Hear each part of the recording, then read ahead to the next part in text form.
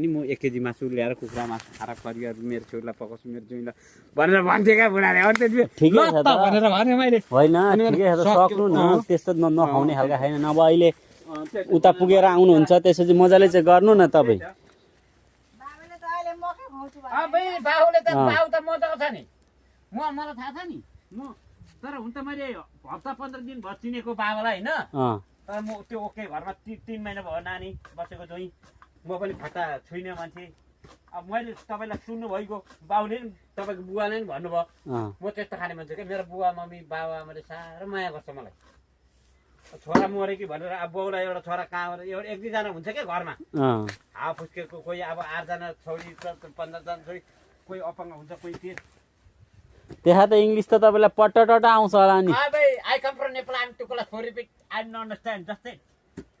अनि सकिए अब उहाँ कार्यसँग कति हिँडेको गन बोक्ने कार्यसँग त्यस्तो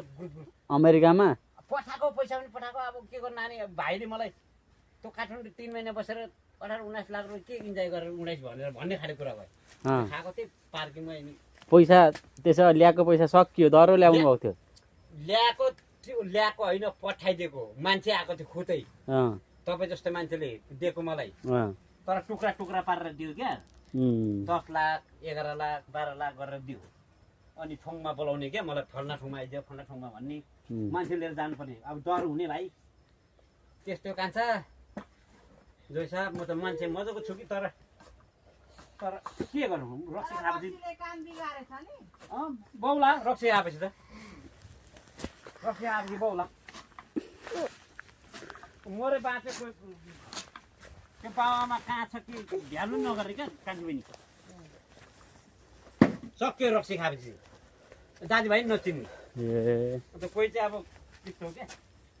साथी को हो के हो